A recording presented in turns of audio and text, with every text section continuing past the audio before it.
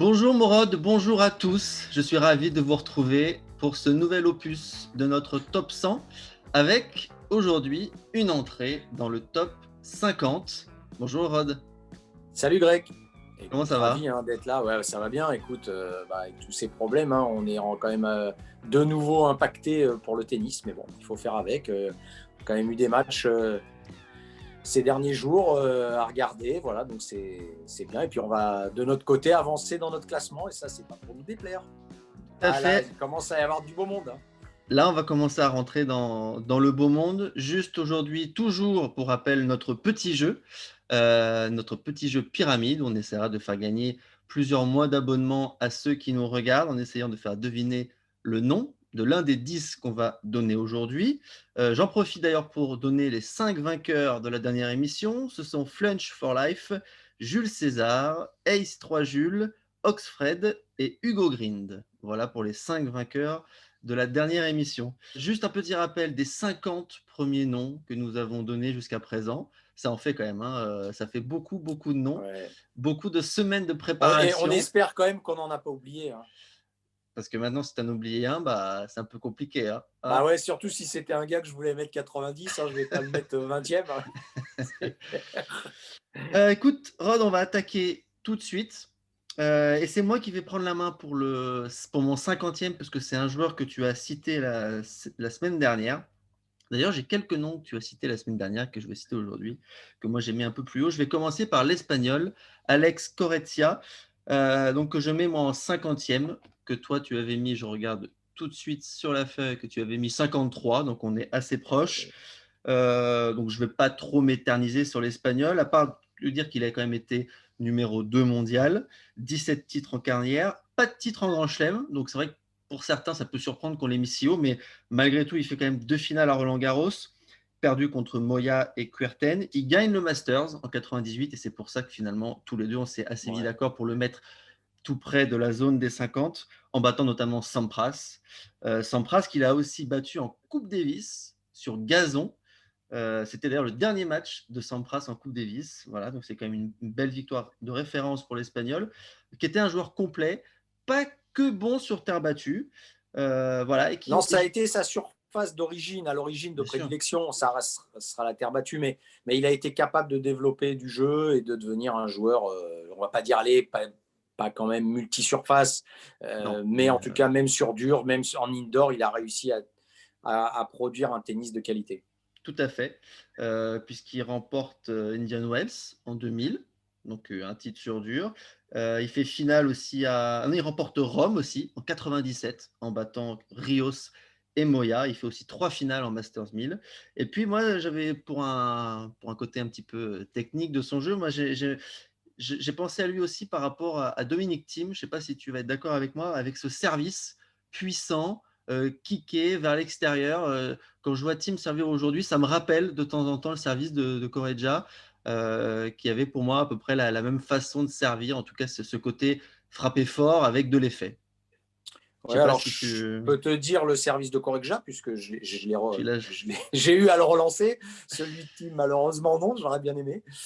Mais oui, effectivement, techniquement, il y a des similitudes. Euh, Avec aussi un revers à une main. À l'époque, ce qui m'avait frappé, parce que moi, je l'ai vu arriver, Correggia, puisqu'il est légèrement plus jeune que moi. Et c'était cette façon aussi de frapper ce revers à une main avec des appuis ouverts. Ce qu'on a on voit ça assez fréquemment avec des revers à deux mains, beaucoup moins à une main. Kuerten, après, quelques années après, l'a fait également. Donc, ça reste un joueur qui est en plus est très sympathique et que j'aime beaucoup. Donc, voilà, je suis content qu'il soit bien noté dans ce classement. Tout à fait. Et pour finir, c'était un joueur qui était capable de monter au filet, beaucoup, ce qui était assez rare pour le prototype du terrien, ce qui prouve donc qu'il allait bien au-delà de cette image de terrien et qu'il avait les capacités pour jouer sur toutes les surfaces. Je te donne la main, Rod, pour ton premier nom de ce top 50, sachant que tu avais recalé Nalbandian. Tu avais mis en 51e à la porte du top 50. Alors, qui tu as mis juste devant lui? Un joueur que tu as déjà cité, qui est Daniil Medvedev. D'accord, que moi j'avais mis Donc, 57e. ouais, voilà, donc j'ai été quand même très impressionné par sa fin de saison.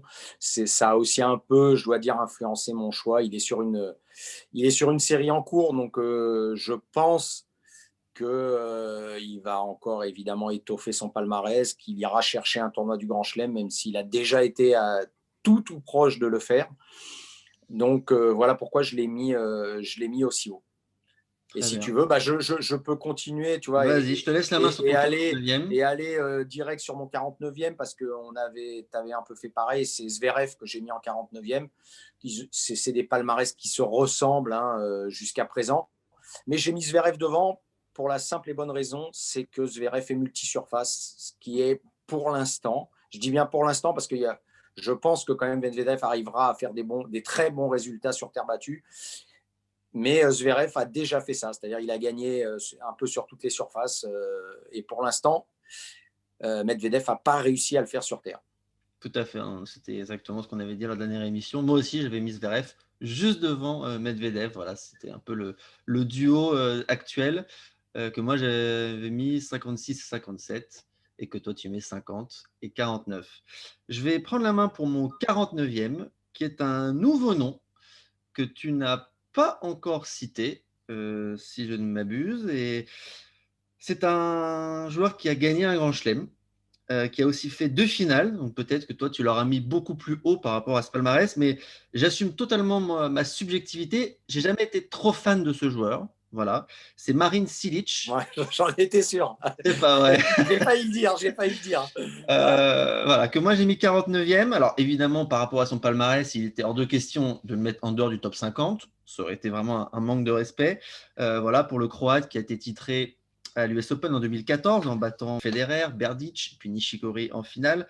Il fait aussi une finale en 2017 à Wimbledon. C'est en 2018 à l'Australian Open où il avait réussi à battre Nadal pour perdre, voilà, en 5-7 cette fois face à Federer, un match Enfin, assez serré. je rappelle sur abandon de Nadal au 5e. Oui, oui, oui. Non. Mais en tout cas, Silic, voilà, qui remporte un Masters 1000 en 2016 en battant Murray, qui était à l'époque en finale numéro 1 mondial. Voilà. Après, dans la colonne, un peu dans les moins, il y a, Une à Coupe part, Davis aussi, hein. il y a une Coupe Une Coupe Davis, Davis tout à fait. où il a été le grand leader, hein, le grand acteur de cette équipe croate pour aller chercher ce titre. Tout à fait. Dans la colonne des moins, j'ai, en fait, à part ce titre à Cincinnati, il fait aucune finale de Masters 1000. Alors, effectivement, à sa décharge, il a vécu dans une période où le Big Three a tout gagné en Masters 1000, pratiquement, où gagner déjà un Masters 1000, c'était un exploit, en gagner deux, très peu l'ont fait. Bon, lui, voilà, à part cette finale en 2016, Cincinnati qui remporte, rien d'autre à se mettre sous la dent. Voilà. Et puis, il y a cette histoire aussi de dopage en 2013 qui ternit un petit peu pour moi son image. Et puis ce bilan face au Big Five, terrible, qui prouve que vraiment sans ces cinq-là, les cinq qui sont évidemment Nadal, Federer, Djokovic, Murray et Wawrinka, il aurait peut-être pu avoir une meilleure carrière, comme on l'avait dit pour Mais Berdych. comme beaucoup, hein, comme Comme beaucoup. beaucoup, voilà. Donc son bilan, c'est 10 victoires pour 58 défaites. Voilà, donc c'est vrai que ça pèse pas beaucoup et ça freine forcément une carrière. Je me cale tout de suite sur la finale, pas la finale, mais Melbourne contre Nadal. Effectivement, il abandonne dans le 5e à 2-0. Quelle mémoire ce Rod. C'était il y a Ouais, c'est sélectif, hein, c'était je il y te a 3 ans. rassure. Hein. C'est toujours très sélectif chez moi. Voilà pour mon 49e avec Marin Cilic. En avance avec ton 48e. Bah là encore, c'est un joueur que tu as déjà cité, qui est Miroslav Messir, celui qu'on surnommait le chat. Moi, c'est un joueur qui m'a souvent vraiment bluffé. Voilà, j'adorais le regarder jouer, cette façon de caresser la balle et de ne pas avoir l'impression d'y toucher, et puis en étant d'être ultra performant. Lui aussi, lui, c'est vrai, comme l'époque actuelle, il a joué à une époque où il y avait quand même une sacrée concurrence. Hein. Il s'est retrouvé face au Edberg, Lendl, Becker. Euh, donc ça n'a pas été facile, mais il a réussi quand même à tirer son épingle du jeu, sans malheureusement pour lui avoir été capable d'aller chercher un grand chelem. Il ira chercher une médaille olympique à Séoul. Voilà. Et puis moi, voilà, comme je te l'avais dit aussi la dernière fois, c'est le fait qu'il ait peut-être empêché Wilander de faire le grand chelem, l'année où Wilander gagnait tout et où il avait gagné trois grands chelems, plus le Lipton à Miami qu'on appelait le 5e grand chelem. Et en quart, il avait stoppé Villander, voilà, cette année-là. Donc voilà, un joueur. J'invite vraiment tous ceux qui sont fans de tennis à aller voir des vidéos, hein, de Messire, parce que c'est vraiment un gars qui avait un super talent. Il aurait eu, à mon sens, un service un peu plus performant, parce que c'était vraiment ce qui a blessé dans son jeu. Le coup, il était le moins performant. Il aurait eu un gros service. Il aurait gagné, je pense, beaucoup, beaucoup de grands chelems, parce que c'était, voilà, un coup d'œil, une prise de balle, une stratégie, une science du jeu. C'était un joueur assez extraordinaire. Il aurait gagné aussi beaucoup de place dans ton classement, certainement. Euh, Évidemment. Mon 48e, c'est aussi un joueur que tu as cité la semaine dernière, c'est Andrés Rimeno, l'Espagnol. Voilà, 44 titres, tu l'avais dit, troisième mondial. Il est présent au Hall of Fame du tennis. Il avait gagné Roland-Garros en 72, en battant d'ailleurs Patrick Proisy en finale. C'était une autre époque. Et en battant aussi Stan Smith. Il fait finale à Melbourne en 69 contre Rod Laver, mais en battant Rosewall. Et puis voilà, on avait dit que c'était l'un des pionniers du tennis espagnol, un joueur qui avait beaucoup inspiré les joueurs espagnols qui ont ensuite beaucoup gagné dans les années 90 et puis dans les années 2000. Donc voilà, Andrés Rimeno, Très respecté très par respecté, les joueurs espagnols, Nadal y compris, qui lui ont souvent rendu hommage. tout à fait, qui est décédé d'ailleurs en Oui, en 2019. 2019, exactement. Exactement. J'avance dans ton classement, Rod. Je t'écoute. Eh bien, le joueur suivant, c'est Marcelo Rios. Voilà, que moi j'ai mis dans le top 50, que toi tu n'avais pas mis, mais Je l'ai mis pour moi 51e. Oui. c'était un talent à l'état pur, Rios, gaucher, qui a été numéro 1 mondial. Il fait partie on se l'est déjà dit, mais de joueurs, on ne comprend pas pourquoi il n'a pas gagné le Grand Chelem, Rios, tellement il y a eu des moments où il a été au-dessus du lot. Donc, ouais, c'est pas pour ça que c'était un joueur que j'appréciais, hein, sur le circuit. C'était, à mon sens, l'un des moins sympathiques de mon époque. Mais il faut lui reconnaître qu'il avait quand même une sacrée qualité de jeu, une sacrée vitesse de bras, beaucoup de toucher, une stratégie de jeu. Et moi, j'ai souvent été impressionné par voilà, la façon dont il jouait, sa capacité à prendre la balle tôt. Et puis, il aura battu évidemment tous les meilleurs joueurs de l'époque, de cette époque-là, les Sampras, les Agassi, les Becker. Et voilà, qu'il soit dans le top 50 me paraît totalement justifié. Je reconnais, même s'il n'a pas eu de grand chelem, je t'accorde ce droit de le rentrer en ton top Non, mais c'est 50. comme Nalbandian, ces deux joueurs, on se dit, mais comment ils n'ont pas gagné de grand chelem, ces gars-là, ils étaient tellement forts que ça paraît complètement incroyable. Un autre joueur fort que toi tu avais cité la semaine dernière, c'est Adriano Panatta, voilà, que moi j'ai mis donc en 47e position. L'Italien, très certainement l'un des plus grands joueurs de l'histoire de l'Italie, avec Pietrangeli. Ce que j'ai noté, moi, ce qui m'a marqué, en tout cas au-delà de son titre à Roland-Garros en 76, c'est que c'est le seul joueur à avoir battu Borg à Roland-Garros. Voilà, Borg qui a 2 défaites à Roland, et ben les 2 défaites, c'est face à Panatta. Voilà, qu'est-ce qu'on peut dire sur Panatta? C'était un joueur très bon Beau tacticien, gosse, c'est ça que beau, tu. Oui, non, élégant, quand on dit ça, c'était l'élégance. Voilà, l'élégance, l'élégance, voilà. le Mais la style de puissance jeu. aussi, la puissance, Le le style de génie, jeu. voilà. C'est vrai que pour le coup, quand on voit son palmarès, on se dit, il a que ça comme palmarès, parce qu'il a finalement remporté que 9 titres, un seul grand chelem. Bon, alors il remporte Rome en 76 en battant Villas. Mais bon, d'ailleurs, pour l'anecdote, au premier tour de ce tournoi, il avait sauvé 11 balles de match contre Warwick. Voilà, donc c'est assez rare de sauver 11 balles de match quand même. Et puis, sinon, quoi dire? Si, moi, je l'ai mis assez haut, au-delà de son talent génial, c'est parce que c'était un très grand joueur de double, surtout, sans palmarès en grand chelem, en double, mais un très grand joueur de double. Et puis sinon, à part dire que oui, il y avait aussi cette victoire contre Connors à Stockholm, qui était à l'époque un grand tournoi, hein, dans les années 70, Ouais. Stockholm, pas comme aujourd'hui qui est un ATP C'est pour ça que 250. non, mais on a toujours par moment du mal à comparer, parce que c'était pas la même dénomination des tournois, mais Exactement. c'est vrai que C'était pas la Stockholm même était importance. un énorme tournoi. En même temps, il y avait des tournois qui ont été comptabilisés comme des victoires pour certains sur des petits tournois aux États-Unis, quand on pourrait pratiquement comparer à des challengers. Euh, mais c'est vrai que Panatta, il aura marqué l'histoire. Voilà. Avec tout ce qu'on a pu dire, voilà, je crois que c'est aussi la façon dont il jouait, hein, c'est ça qui a marqué les gens. C'était encore une fois voilà, un gars qui avait la classe et l'élégance. À qui tu pourrais le comparer aujourd'hui dans son style de jeu? Est-ce qu'il est comparable à un joueur actuel ou pas? Bah, moi, je trouve pas. Je trouve pas qu'il C'est soit. ça qui fait sa singularité, hein, c'est que Ouais. finalement, c'est un mélange de plusieurs joueurs, mais ce mélange d'élégance, de puissance, de tactique, bon, bah, On a eu dans cette époque-là, je dirais, tu vois, il se rapprochait d'un Stan Smith, d'un Arthur Ashe, tu vois, de gars comme ça. Aujourd'hui, bah, c'est plus la même époque. On non, parce que est. les styles de jeu ont beaucoup évolué aussi, hein. Mais bon, c'était un voilà, super joueur. On avance dans ton classement, on en est où? Moi, je suis au 46e et c'est Roscoe Tanner que j'ai mis en Ah oui, tu l'as mis 46e. beaucoup plus haut que moi. Ouais, parce que bah, Tanner, Enfin, non, pas tant que ça, je l'ai mis 52, moi, non, ça va. ouais, il m'a marqué, Tanner. Il m'a marqué pour la bonne raison, c'est ce fameux service, quoi. Voilà, en dehors de son palmarès, c'était ce service vraiment canon qu'il avait pour l'époque. Et puis cet avant-bras gauche énorme. Voilà, moi qui étais tout gamin, je me disais, waouh, il m'impressionnait ce Roscoe Tanner.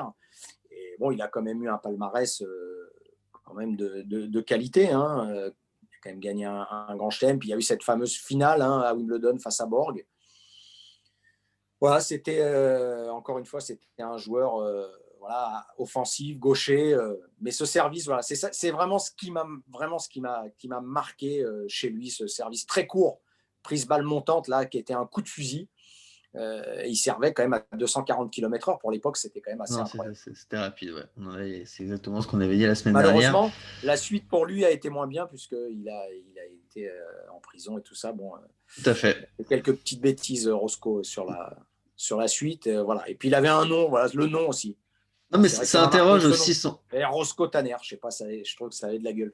Et son après-carrière interroge aussi, et c'est très intéressant d'en parler, sur la difficulté de gérer une carrière une fois qu'elle est finie. C'est pas le seul sportif hein, à avoir eu des déboires et avoir eu des difficultés à gérer une carrière de très haut niveau. C'est pas simple, et ça rappelle qu'un sportif de très haut niveau, bah, il y a aussi des contreparties que le grand public parfois n'a pas conscience. Alors bon, toi, à ta petite échelle, tu as été dans le top 100 mondial, mais là, on parle de joueurs bon, voilà, qui ont été très Ah oui, qui ont médiatisés, été, qui ont qui ont été tout en été, haut. Ah, qui ont été tout en aussi haut. à une époque où le tennis professionnel arrivait. Borg était arrivé, Et, tout d'un coup, on parlait c'était énormément le de. début de la starisation des joueurs, hein. Exactement, avec une époque où il y avait énormément de joueurs différents. Ça a été peut-être hein, la plus belle époque. Il y avait des Villas, des McEnroe, des Connors, des Borg, des Lendl, des Noah, des Roscoe Tanner, des José Luis Clerc. C'est vrai qu'il n'y a pas un joueur qui se Et, ressemblait là quand on les non, mais cite. C'est ils avaient tous des styles de jeu différents, des personnalités différentes. C'était aussi une époque où je pense que les joueurs étaient beaucoup plus copains entre eux que maintenant. il y Il avait y avait assez une ambiance qui était, à mon avis, bien plus sympa dans cette fin des années 70, début des années 80 qu'aujourd'hui. et c'était surtout une période beaucoup moins aseptisée. Voilà, c'était des personnalités qui pouvaient s'exprimer librement, et peut-être que, en tout cas, c'est ce qui manque aujourd'hui, en tout cas. Alors, Non, c'est un peu vrai parce que si tu aimais le tennis à l'époque, bah, il y en avait qui allaient voir Borg parce que c'était Iceborg qui représentait quelque chose de nouveau. Puis après, on voyait McEnroe voilà, avec son style de jeu incroyable. Puis tu voulais voir du service, tu allais voir Tanner. Tu voulais voir un gars qui ramenait plus la balle, bah, tu allais voir Harold Solomon qui avait complètement un style de jeu différent. Puis est arrivé sur cette fin des années 70, Noah est arrivé. C'était ce jeu athlétique au filet, couverture de filet de dingue. Voilà, bah, il y avait un peu pour tous les goûts. Et tu avais le méchant Lendl qui a eu vraiment du mal à se débarrasser de cette étiquette. Mais tu avais vraiment de quoi faire. Ça a été l'époque dorée, à mon avis. bon, ouais, c'est pas mal aussi quand même notre époque aujourd'hui. On va pas, mais bon, Je c'est parle pas du différent. niveau de C'est jeu, différent. Oui, oui, oui. c'est un tout, c'est un tout. Il y avait vraiment, voilà, vraiment beaucoup de joueurs avec des personnalités, des jeux différents. Mon 46e, on va rester dans ce thème-là, puisque c'est un joueur qui fantasque, explosif, spectaculaire, qui a fait beaucoup parler de lui. C'est un joueur que je vais devoir te faire deviner, mon Rod. C'est Pyramide. Alors, Ouais. en combien de mots tu vas devoir le trouver, ce joueur? Si je te dis, en premier indice, Nandrolone. Corda. Oh là là, il est injouable. Il est injouable. En 2, j'allais te dire Seb, évidemment, puisque son fils Sébastien Corda. Et puis en 3, j'avais pas mis, parce que de toute façon, je me suis dit que tu allais le trouver en 2. Voilà. Effectivement, alors la nandrolone, pourquoi? Parce que Pet Corda avait été suspendu. À l'époque, c'était assez rare, hein, en 98, pour dopage, pour une prise de nandrolone, évidemment, qui lui avait nié, mais c'était les premières affaires de dopage. Alors on va y venir après, du côté négatif, mais pourquoi je mets Monsieur Corda en 46e?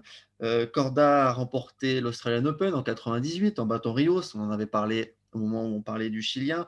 Il fait aussi une finale à Roland-Garros en 92, battu par Jim Courier. Il a remporté en 93 la compétition Feu Coupe des Grands Chelems qui rassemblait les meilleurs joueurs qui avaient évolué en Ouais, Grand Chelem. et sur quel score, hein? Et il Il avait fait une battu demi et une finale de dingue en battant pour aller gagner notamment là. Sampras, tout à fait. Donc c'était une belle époque pour Mais regarde les Corda. scores, c'est des scores de dingue. La demi et la finale, c'est deux scores de dingue. Je crois qu'il gagne 11-9 au cinquième ou un truc comme ça. Enfin, c'était un truc de fou, hein. Ouais, je vais regarder tout de suite. Qu'est-ce qu'on avait? Et Petr écoute, c'est Kordas. bien qu'on en parle parce que en fait, ça me permettra de ne pas parler de mon 45e puisque j'avais mis Corda en 45e. Très bien, comme ça Voilà. on va en parler tous les deux en même temps, c'est super. Gaucher, revers à une main, donc forcément peut-être que ça te parle. On a failli le mettre à Bah, la moi, même ça me place. parle. Je vais te dire aussi pourquoi. C'est qu'il est de 68 comme moi. Donc, je l'ai connu sur les tournois juniors. On a joué contre lui en Coupe de Galéa, à l'époque de la Coupe de Galéa qui était pour les moins de 21 ans. Et on avait battu les Tchèques en finale. Donc, il y avait à l'époque, il n'était pas numéro 1 d'ailleurs, Petr Korda, puisque c'était un joueur qui avait un an de plus que lui, qui s'appelait Cyril Souk, qui a été un super joueur de double, et qui était à l'époque le numéro 1. Mais on avait une équipe de France qui était aussi de qualité. Donc, on avait gagné cette compétition. Donc, je l'ai connu assez jeune. Et puis, ouais, effectivement, après, c'était son style de jeu. Voilà, c'était un jeu d'attaquant fluide, légèrement à plat, légèrement recouvert, assez complet, qui a été capable quand même de s'exprimer sur rapide, mais surtout, mais aussi sur terre battue, parce qu'il était quand même toute surface, Corda. Tout à fait, il Et remporte c'est vrai, ça a Stuttgart. été, il y a eu cette histoire de dopage qui a quand même entaché voilà, sa carrière.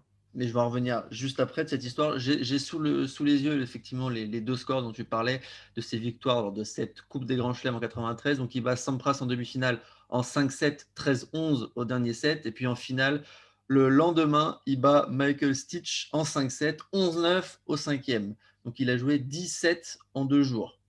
Ouais, pour mémoire, cette Coupe du Grand Chelem, elle avait été organisée par l'ITF, qui gère les tournois du Grand Chelem, pour concurrencer les Le Masters de Masters, l'ATP, tout à et fait. elle réunissait les 8 meilleurs joueurs en Grand Chelem de l'année. Cette compétition, pour l'époque, elle avait fait beaucoup jaser parce qu'il y avait 2 millions de dollars au vainqueur, si je ne dis pas de bêtises, et pour l'époque, c'était énormément d'argent.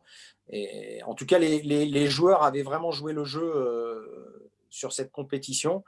Preuve en est, c'est que quand on voit les scores des demi et de la finale joués par Corda, bon, ça n'avait pas bradé, hein. Pet Corda, donc je disais, qui avait remporté Stuttgart aussi en 97 en battant Rios, Rafter, Krajicek. Stuttgart, Stuttgart c'était qui était, important de le noter, qui ouais, était un Masters 1000, hein, oui, l'équivalent. tout à C'était fait. en fait le tournoi, on aurait pu dire aujourd'hui, je pense, de Shanghai. C'était à peu près à la date de Shanghai, juste Tout à avant fait. l'Open de Paris.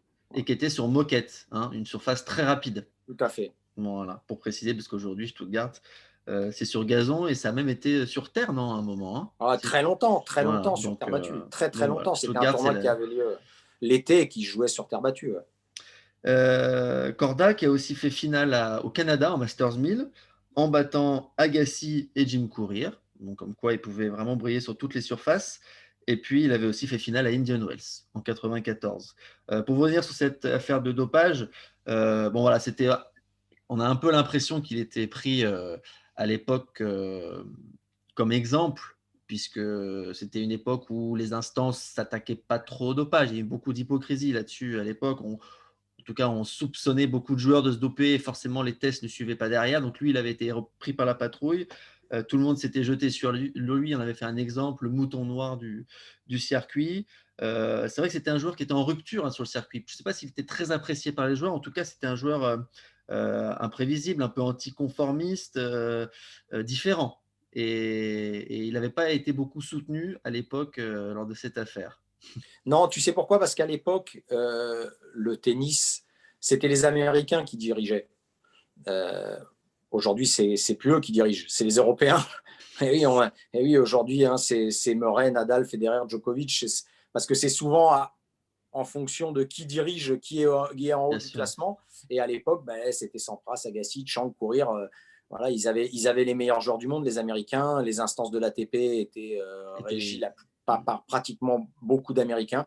Et c'est vrai que sur cette affaire, bon, il n'avait pas été trop soutenu et les Européens avaient finalement peu leur mot à dire.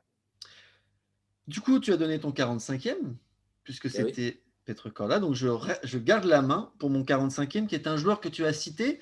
J'étais un peu déçu que tu le mettes si haut. Je t'avoue que, bon, alors, tu l'as mis. Où est-ce que tu l'as mis, toi? Tu l'as mis 54. Non, ça va, ça va, ça va. Mais je pensais que tu l'avais beaucoup plus haut. C'est Richard Krajicek, que moi, donc, je mets 45e. Et pourquoi tu l'as mis si bas? Parce qu'il a un bilan favorable face à Sampras, qu'il a battu 6 fois dans sa carrière, dont à Wimbledon l'année où il remporte le titre. Il le rebat aussi 2 fois en Masters 1000 à Stuttgart et à Miami, 2 titres qu'il va remporter aussi, en battant également Agassi, Kafelnikov, Ivanisevic. Donc il a ces 2 titres en Masters 1000. Il a aussi 4 finales en Masters 1000. Il a aussi 4 demi-finales en Grand Chelem. Donc je trouvais que dans l'ensemble, avec cette finale, ces 4 demi-finales, sur toutes les surfaces, il fait une demi à Roland, il fait une demi à Wimbledon, il fait une demi à Melbourne. En 92, d'ailleurs, une demi qui ne jouera pas puisqu'il a déclaré forfait avant d'affronter Jim Courier. Voilà, je me suis dit que bon, il méritait sa place dans le top 50, le néerlandais. Il a fait 4 saisons dans le top 10. C'était Pour moi, c'était un joueur le plus multisurface. gros serveur du circuit de l'époque. C'était un gros Vraiment, serveur, c'était joueur un gars qui multisurface. claquait des aces à tout va avec Mais Ivanisevic, pas les deux que. là. Mais pas Non, mais que. pas que. Non, Voilà, c'est vrai, pas que. Euh, voilà. Moi, je l'ai joué 2 ou 3 fois. Voilà. Bon, t'as pris j'avoue beaucoup que. d'ace. Bah, ouais, surtout, j'ai perdu contre lui à Hambourg. À l'époque, c'était un Masters 1000. Je mène 6-5, 0-30. J'ai pris 4 aces de suite. Et j'en ai pris 3 au tie-break. Et j'ai perdu genre 7-4 ou 7-5 au tie-break. Et j'ai pris 7 aces en 15 points. Quoi. Donc, c'est vrai que pour l'époque, bon, maintenant, ça semble. On est habitué. Enfin, il y a eu tellement de gars qui servent bien. Mais pour l'époque, il sortait avec Ivanisevic, il sortait quand même vraiment du lot. D'où ce titre à Wimbledon face à Washington, hein, une finale dont on avait parlé au début lorsque tu avais cité Washington en 93e position. Je te redonne la main, mon Et je Rob, l'avais pas mis pour si tu te rappelles, je l'avais pas mis pour ses résultats, je l'avais mis pour la grosseur de ses mollets. Tu vois, moi qui n'ai pas de mollets, bah, j'ai toujours été impressionné par Malivai Washington. On n'a pas précisé que les critères physiques faisaient Voilà. partie des critères pour entrer dans le top 100, hein, mais bon. Je te donne la main pour ton 44e. Alors mon 44e, eh bien, c'est un joueur espagnol qui s'appelle Manuel Orantes. Très Voilà. bien. Qui a été un joueur phare entre 70 et 80. Voilà, qui a... Plus que phare même, hein. On en Oui, parlera, qui a été mais numéro 2 mondial, 33 titres. Un grand chelem gagné, l'US Open. en battant Connors en finale. Exactement. Il fera une finale à Roland où on découvrira. Pour l'époque, ça avait surpris beaucoup de monde parce qu'il avait mené 2-7-0 en 74 en finale face à ce jeune joueur Qui était Borg, suédois ouais. qui commençait à arriver. On s'était dit, quand même, c'était finalement presque une contre-performance. L'avenir l'avenir direct, finalement, c'était presque un exploit. Finalement, tout le monde ne pouvait pas battre Borg à Roland-Garros, à part Panata. Voilà. Il aura joué en double aussi. Il aura fait une demi à Wim. Donc, ce qui a prouvé qu'il était capable de jouer sur toutes les surfaces. Il gagnera le Masters aussi également, Manuel Tout à fait, Orantes. en 76. L'équivalent, je ne sais pas si on peut dire ça, mais d'au moins entre 3 et 6 Masters 1000 à peu près. 6 Masters 1000 et 7 finales, oui, l'équivalent voilà. d'aujourd'hui. Non, ça ne s'appelait pas comme ça, mais à peu près. Voilà. Donc, des tournois il a équivalents, vraiment, tout à fait. il a vraiment dominé à un moment. En tout cas, il était vraiment bien installé dans les 3 premiers joueurs du monde dans ces années 75, entre 75 77 à peu près. Tout à fait. Gaucher, joueur également élégant. Tout à fait. Je te cache pas que moi je l'ai mis un peu plus haut que toi. Voilà, donc j'ai d'autres arguments encore pour le faire Moi, monter de je l'ai quelques mis là places. aussi parce que dans les tournois du Grand Chelem, bon, il n'a pas réellement performé. Voilà, il aura fait Oui, aller, oui. il aura fait un vainqueur, une finale, une demi. Bon, après, on va dire, Il fait comme deux beaucoup de demi, hein, joueurs, parce qu'il y a aussi la demi à Roland en 72. comme, En 72, il fait oui, deux bon, demi. mais comme beaucoup de joueurs, il n'a pas joué en Australie, mais c'est vrai que C'est vrai que pour bon, le coup, c'est difficile à pour les l'époque joueurs de. qui Ouais. restaient, il y a des gars quand même qui ont des palmarès Oui, oui, bien sûr. dans les tournois du Grand Chelem un peu plus fournis que lui. Tout à fait. C'était ton 44e, c'est ça? Exactement. Alors moi, je tourne les pages. Mon 44e, je ne sais pas si ça va te surprendre. C'est un joueur qui a remporté Wimbledon en 87. Oui, alors, ok, Mister ok. Pat Ah oui, Cash. évidemment. Évidemment. Peut-être que tu l'as mis beaucoup plus haut, je ne sais pas, on verra. En tout cas, Pat Cash, j'ai beaucoup hésité sur sa position. Bon, évidemment, il gagne Wimbledon donc, en battant notamment Wilander, Connors, Lendl. Seulement 7 titres dans sa carrière. En fait, c'est un joueur qui n'a brillé pratiquement que en Grand Chelem. C'est assez étonnant quand j'ai regardé un peu son palmarès, sa carrière, je me suis rendu compte que finalement toutes ses performances, elles sont en Grand Chelem, assez peu de titres finalement, seulement 7 titres. Donc Wimbledon, il gagne surtout 2 Coupes Davis. À l'époque, ça avait fait beaucoup parler parce qu'il était très jeune. En 83, il n'a que 18 ans et il gagne le match décisif en finale face à la Suède de Nystrom. Il récidive en 86 en battant de nouveau dans le match décisif Pernfors, donc 2 Coupes Davis pour lui. Bon, évidemment, un joueur emblématique par son allure, avec ce bandeau noir, noir et blanc, avec ses boucles d'oreilles. Bon, voilà, il avait une allure, il avait un charisme sur le court incroyable, pas de cash. C'est un joueur multi-surface malgré tout, pas trop sur terre. Quand je dis multi-surface, c'était quand même plutôt les surfaces rapides malgré tout, avec cette demi à l'US Open en 84, avec une balle de match contre Lendl quand même. Hein. Il a failli disputer cette finale de l'US Open. Et puis il a aussi cette Ouais, il demi-finale, brisera le rêve de Lendl, hein, quand même, il le qui était de brisera. gagner Wimbledon. Hein, voilà, c'est un joueur. Ouais, quand on parle volley, on parle cash. Voilà. On parlait de Berg, on parle cash. Non, mais c'est vrai, c'était typiquement, pour moi, avec Edberg, les 2 meilleurs volleyeurs de tous les temps. Voilà. C'était, voilà, de ce point de vue-là, vraiment incroyable. Couverture de filet, sens du jeu. Voilà. Après, petit bémol, bah, la terre battue aura quand même été quelque chose d'assez affreux pour lui. Hein. C'était pas sa surface. C'était pas une partie de plaisir, non. Non, non, non, Mais non, bon, clairement. il aurait pu quand même signer d'autres victoires en Grand Chelem, parce il en a eu qu'un finalement. En 88, à l'Open d'Australie, il est à 2 points du titre face à Wilander. Bon.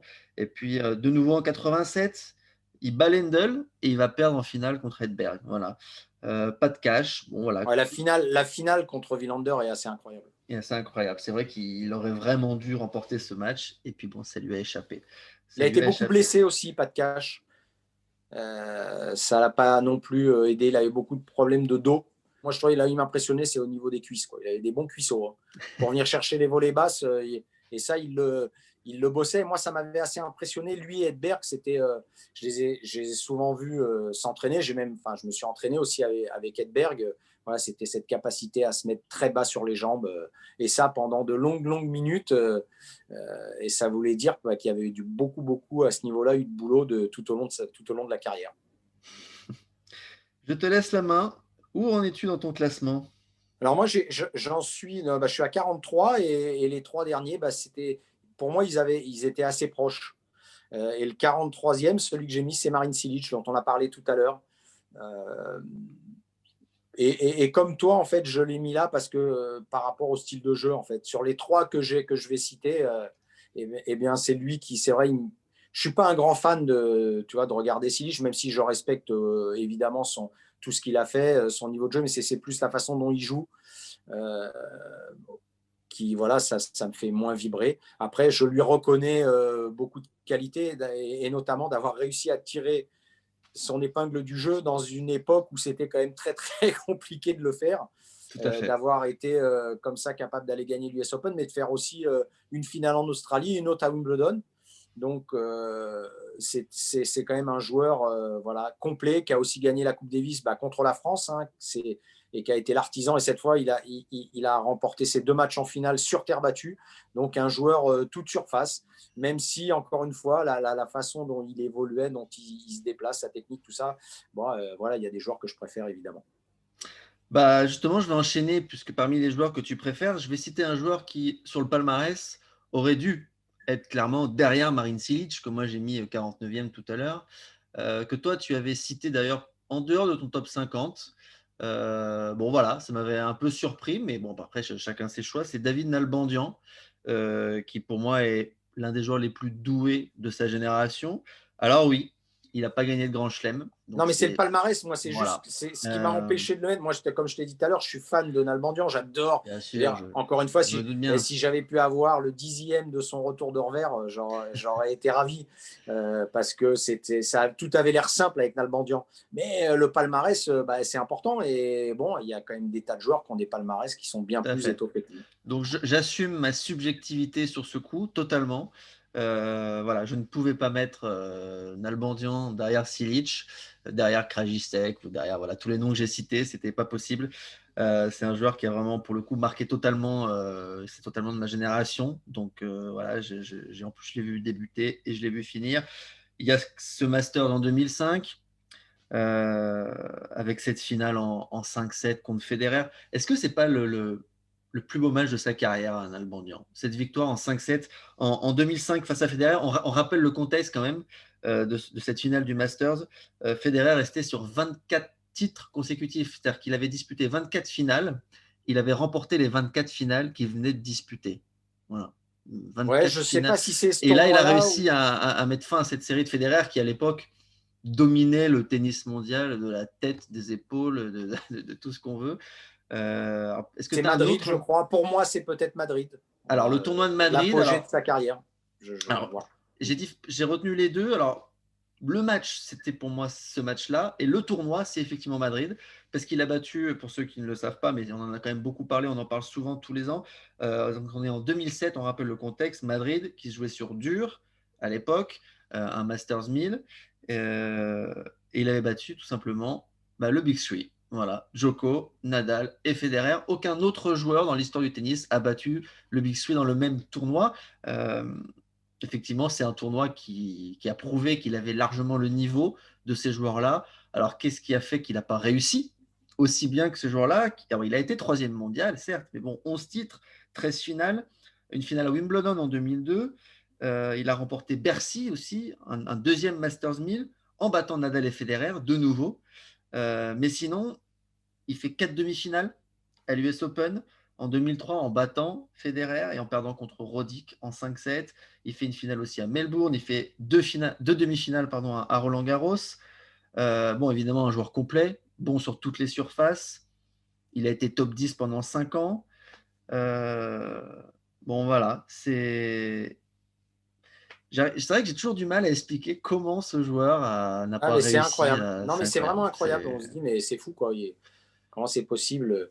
Enfin, tu vois, quand tu as été capable de battre Nadal, Djokovic, Federer plein de fois, et que tu n'es pas réussi à aller au bout, tu vois, Mm -mm. d'un tournoi du Grand Chelem avant, ou voilà, c'est comme ça.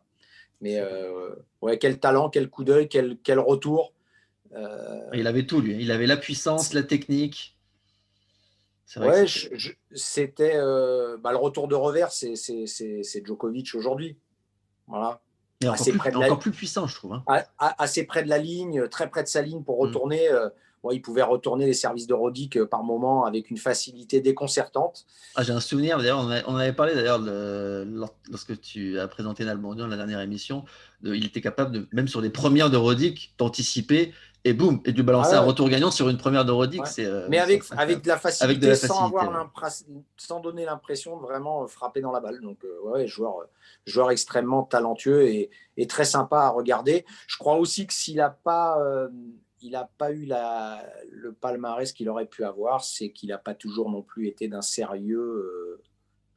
Tu vois, à fond les manettes, quoi. Hein. Tiens, d'ailleurs, Moi, pour moi, Nalbandian, on le voyait arriver à Melbourne en début de saison. on se disait ah, ouais, il était à la maison là depuis 2 mois. Il arrivait rarement à futer du côté de Melbourne. D'ailleurs, si on regarde un peu son palmarès là-bas, il a souvent pioché dans les premiers tours où il était obligé de galérer, de batailler 5-7 pour s'en sortir parce qu'il n'arrivait pas au top de sa forme. J'ai une anecdote d'ailleurs, puisque tu parles de peut-être ce côté un peu nonchalant, un peu bon, dilettant de sa carrière. Très jeune, il avait déjà un immense talent, puisqu'il avait battu Federer en junior à l'US Open en 98. Mais quelques mois plus tôt, à Wimbledon, il avait manqué la demi-finale parce que tout simplement le match avait été décalé, il avait changé d'heure et puis lui, bah, il ne l'avait pas noté. Il était arrivé à la mauvaise heure et du coup, il avait été disqualifié de sa demi-finale. Ça paraît juste incroyable aujourd'hui de ne pas être capable d'arriver à l'heure à un match. Bon, voilà. Et ben, Oui, il sera disqualifié également un peu plus tard en oui, Angleterre. C'était pas bon pour lui. Il non. sera Mais disqualifié pour une autre raison, là. Pour une autre en finale raison, du quiz. En en, finale du quiz. en Voilà. tapant Bon, il dans y a, un panneau publicitaire qui avait rebondi sur la jambe, effectivement, voilà. du juge de ligne et qui lui avait ouvert la jambe. Bon, Ouais. bah voilà, ma Et disqualification. ça avait fait le bonheur de Silic, il me semble, à l'époque. Tout à fait. Voilà. Donc, bon. Mais c'était un super joueur. Voilà. Super joueur. En tout cas, je pense que c'est unanime pour tous ceux qui nous regardent. D'ailleurs, si vous n'aimez pas Nalbandian, s'il vous plaît, dites-nous pourquoi. Ça nous intéresse. Rod, on en est où là? 42 pour toi? Ouais, 42, alors ça devait être. Ah, Non, non, je vais changer parce que c'est trop facile maintenant avec ce qu'on vient de se dire. Je vais prendre. Si tu veux on bien, va on prendre le passera. 41. Exactement, ouais. Ok. Alors, quel est Voilà. ton Bah, 42? tout simplement parce que le 42, j'allais te dire damier. Voilà, donc tu aurais trouvé assez facilement Ça te quand même. Hein, puisque, cache. bah oui, damier, Bordeaux. Les deux mots que j'avais sélectionnés, c'était damier et Et Bordeaux. Bordeaux? Ah ouais. Voilà, donc bon, c'était trop facile. Donc C'était on un va peu trop pas facile s'éterniser, puisqu'on vient d'en parler, effectivement, de pas de mais cash. c'était pas de cash. Non, bah Voilà, ça va, je suis donc content que tu ne l'aies pas mis beaucoup plus haut que moi, ça me rassure. voilà. Alors j'espère que le 42 dont tu vas parler Ah, maintenant, c'est pas ton 41? c'est pas mon 41, hein, sinon Bah, tu tu dis finis par rien. terre. Hein. Tu dis rien, Ok, tu dis ok. rien. Écoute, bah, mon 42, c'est un Espagnol. Euh, qui a, Bon, ça qui a- va, ça qui a va. gagné Ouf, Roland ouf. Garros, qui a gagné Roland Garros à 2 reprises. Voilà, Oh non, tu peux Sergi, pas l'avoir mis si haut. ouais, C'est pas 42e. possible. Bah si, bah, ouais, alors honnêtement, quand je vois les noms que j'ai devant lui, euh, bah, je sais pas, on verra, mais alors j'espère que tu l'as pas mis 20e non plus, Bruguera, mais je l'ai mis 42. Alors, ton avis va m'intéresser après. Je vais expliquer pourquoi et ensuite tu me diras en quoi je déconne. Troisième mondial, l'Espagnol, 2 fois titré à Roland, en battant bon, en 93 Sampras, Medvedev, Courir, et en 94 Berasategui, de nouveau Courir et de nouveau Medvedev. Il fait aussi une finale, donc ça fait 3 finales à Roland, perdu contre Kuerten en 97.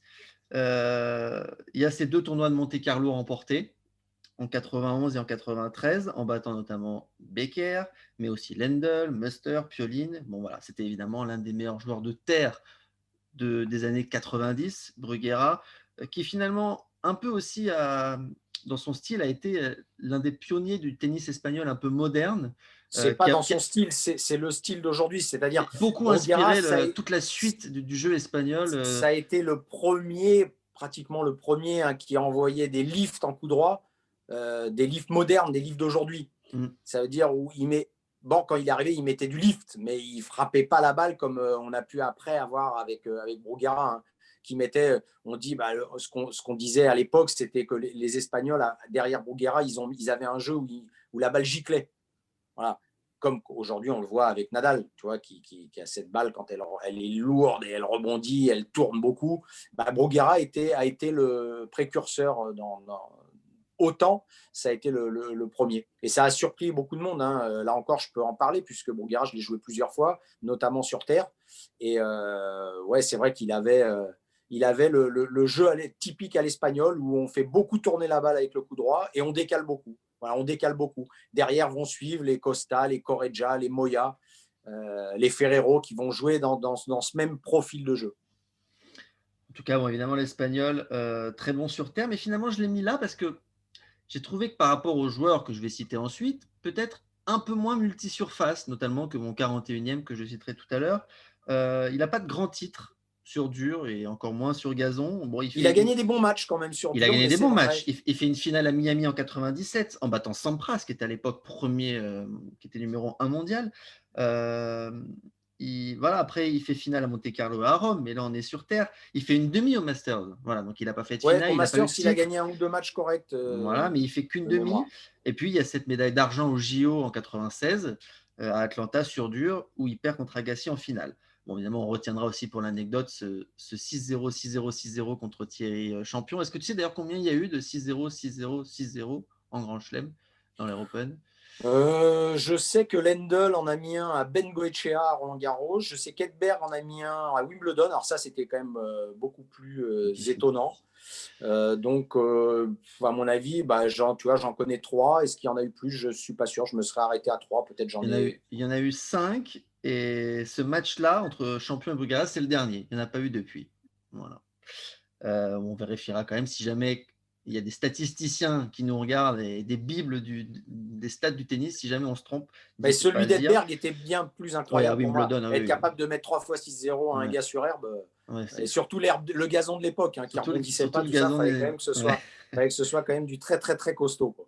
Donc voilà pourquoi j'ai mis Bruguera 42e. Alors à la base, il était 39e dans mon classement. Et puis bon, voilà, forcément, on fait toujours un peu des petites modifications, des réflexions. Puis finalement, je l'ai mis 42. Voilà. Bon, après, parce que tu verras mon 41, tu me diras peut-être que c'était.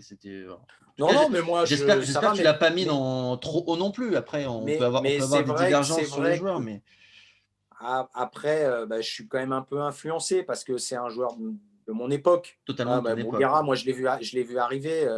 Bien qu'il soit 3 ans plus jeune que moi, euh, on a quasiment commencé ensemble. Et la première fois que je l'ai vu, pour tout te dire, c'était sur un challenger à Agadir. Il était venu avec son père, donc moi j'avais 18 ans et lui il en avait 15. Il était épais comme un fil de fer. Et on s'était dit, mais c'est qui ce gars-là? Il jouait avec des Knessel blanches, des espèces de petites raquettes qu'utilisait à l'époque aussi Lendl.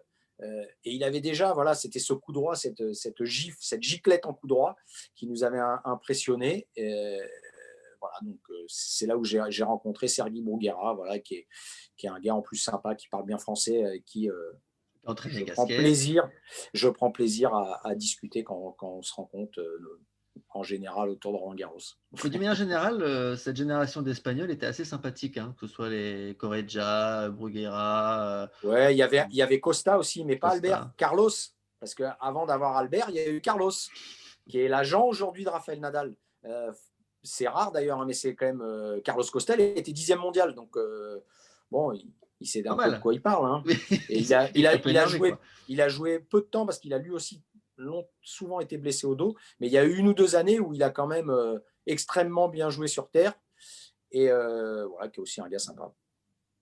Voilà Bon, pour bah écoute, l'anecdote. bah, Voilà, donc merci. mon 41e, écoute, je vais Allez, pouvoir te le faire deviner, donc ça c'est bien. et on est parti. Je t'écoute. Et je vais te dire Fiesta.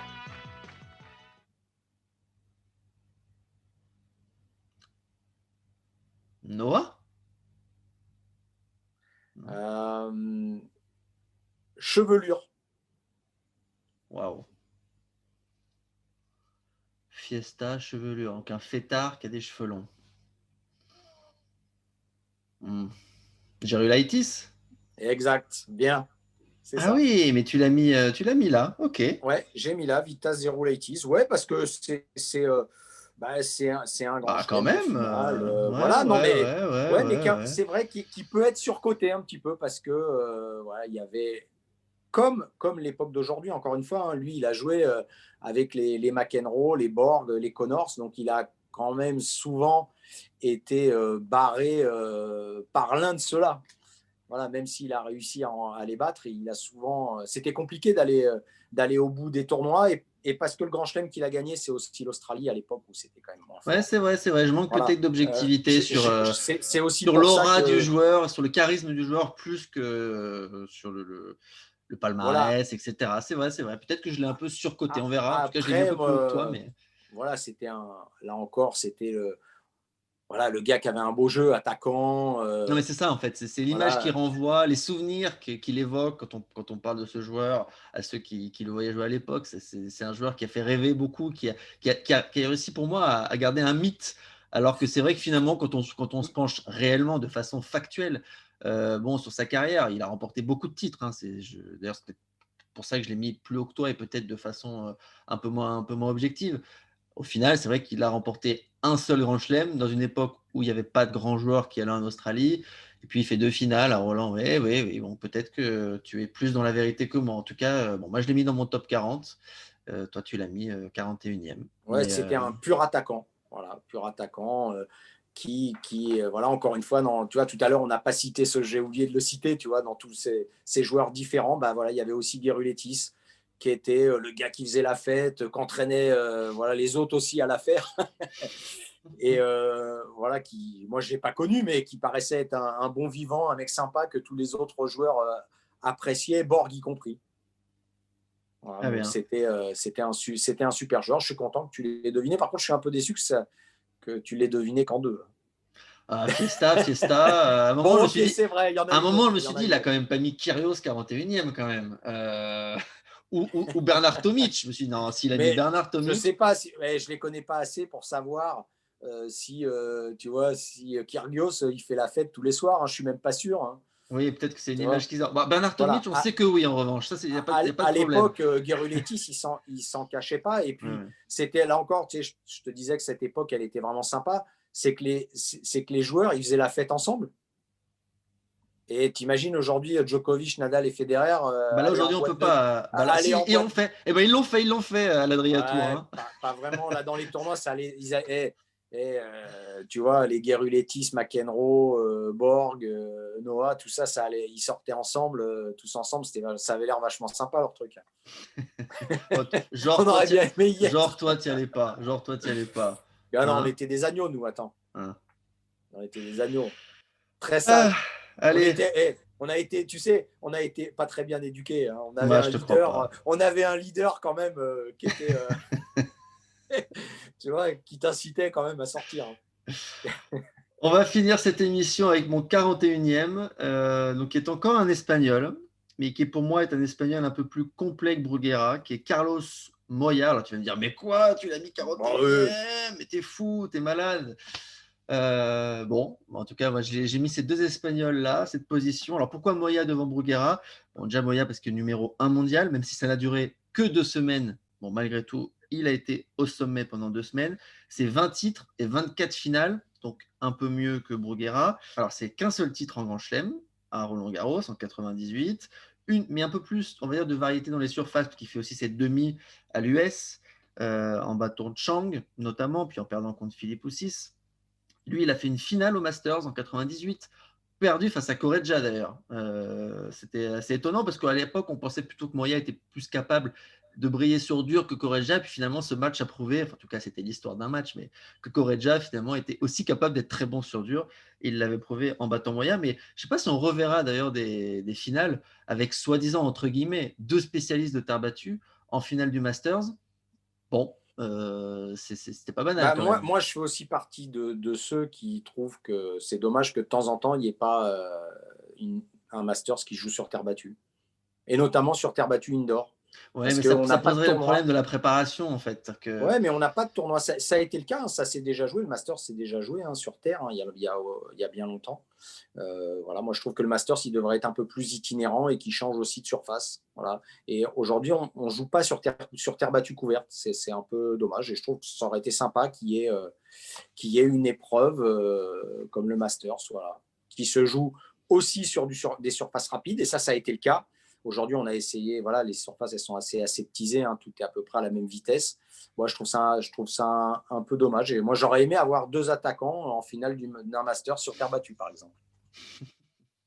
Ça, c'est ton amour pour l'autre qui te fait dire ça. En tout cas, je pense que l'argument principal, c'est le fait de dire que les joueurs, pour arriver à un master sur terre battue, c'est qu'avant, il faudrait des tournois sur terre battue pour se préparer un petit peu. Et malheureusement, le calendrier est tellement resserré et tellement compacté que après, si tu me dis qu'on peut jouer un Masters en indoor sur terre battue sans préparation, bon. Bah, les Suisses ont bien joué une finale de Coupe Davis sans aucune préparation. Donc, mais c'est vrai que pour le coup, on l'a fait longtemps en Coupe Davis, ça, puisqu'un week-end de Coupe Davis. Alors si le week-end non, il n'y a pas de tournoi préparatoire, mais il y a quand même quelques jours avant, oui, mais c'est vrai qu'on pourrait le samedi précédent la finale de la Coupe Davis contre la France à Lille, Wawrinka et Federer étaient au Masters sur dur. C'est vrai. Donc autant te dire que la préparation sur terre, encore plus pour Federer, puisqu'il s'était blessé, il n'avait pas joué la finale du Masters, elle avait été très écourtée. Voilà, moi, voilà, ça se fait pas, mais c'est pas pour ça qu'on n'a pas le droit de dire qu'on aimerait que tu aimerais bien que ça se fasse. Voilà. Mais peut-être qu'un jour ça se fera. Hein. En tout cas, c'est pas dit. Nadal aurait peut-être gagné le Masters. Ah bah pour le coup, oui. Et on arrêtera de dire qu'il est pas bon, qu'il est moins bon en indoor, c'est ça? Voilà, exactement. En tout cas, il a prouvé au dernier Roland-Garros qu'en indoor sur terre battue, il était aussi fort que sur terre battue à l'extérieur. Hein. Ça le dérange pas beaucoup. Non, mais Carlos Moya, pour revenir sur lui, c'est une finale aussi à Melbourne en 97, en battant Boris Becker, qui était le tenant du titre, en battant Chang, qui était numéro 2 mondial. En perdant contre Sampras, là, il ne pouvait rien faire. C'est aussi une finale à Indian Wells. C'est un titre à Monte-Carlo. C'est une finale aussi à Monte-Carlo. En Masters 1000, il est à 3 titres, 3 finales. Voilà, ce titre aussi à Cincinnati, sur dur, en battant I8. Bon, voilà. Et puis il était dans la lignée juste après Bruguera. Même, il décalait énormément. Voilà, il tenait bien la balle en revers et il faisait beaucoup de décalage et il frappait très fort en coup droit avec beaucoup de lift. Bon service aussi, très bon service. Voilà, il a été dans cette longue lignée de joueurs espagnols. Voilà, mais plus on avançait et plus ces joueurs espagnols, ils s'adaptaient à des conditions de jeu sur dur. On n'en était pas encore aux Espagnols qui s'étaient mis à bien jouer sur gazon. Oui, non, mais c'est vrai. C'est vrai. C'est vrai parce que Moya n'a jamais vraiment performé sur gazon. Mais dans une autre émission, probablement la prochaine, tu m'expliqueras pourquoi tu as mis Moya devant Ferrero. Mais ça, ce sera sûrement, on en rediscutera. Je t'explique, mais Ferrero, moi, qui t'a dit que je l'ai mis, moi. Mais oui, non, mais c'est vrai. Alors après, est-ce que tu es d'accord au moins, on va finir là-dessus, pour mettre Moya devant Bruguera pour le juger un peu plus complet, ou tu as privilégié le fait que Bruguera ait fait 2 titres et puis Ouais, moi j'ai mis Bruguera mieux que Moya. Voilà. Bon, ok. Bon. Puis donc j'imagine que tu les avais sûrement mis aussi mieux que Ferrero. Pas sûr. Hein. Pas sûr. Il faudra argumenter. Ah, je vais argumenter. Écoute, on en a fait 60.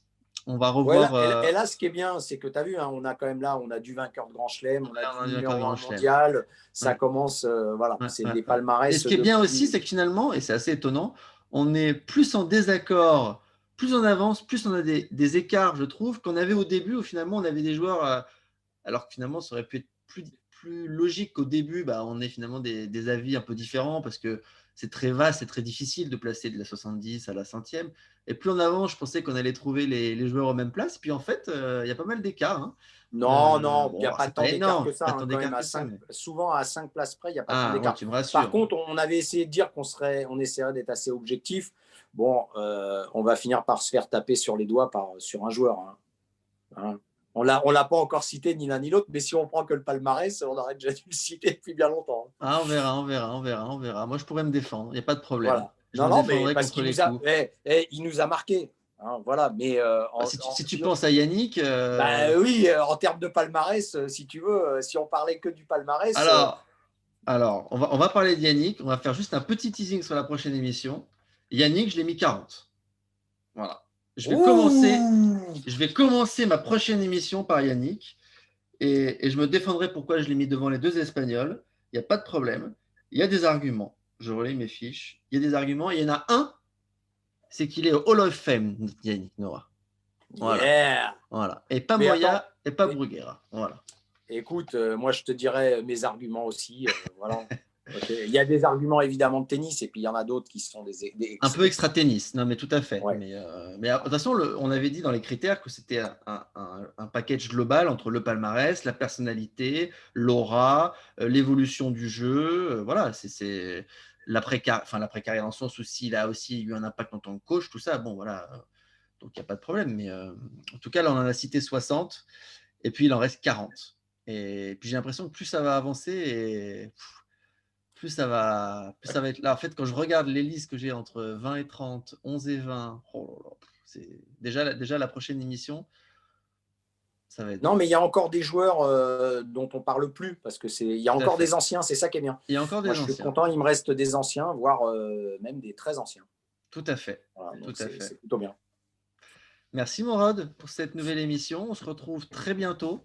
On a fait gagner Avec grand 5 plaisir, mon abonnements Greg. encore aujourd'hui. 5 Ouais. mois d'abonnement. On est généreux. On va finir par croire qu'on fait Alors, exprès soit on est très très bon et Oui. on devrait demander à ce qu'on relance Pyramide, ou alors, bon, c'est que c'est vraiment facile.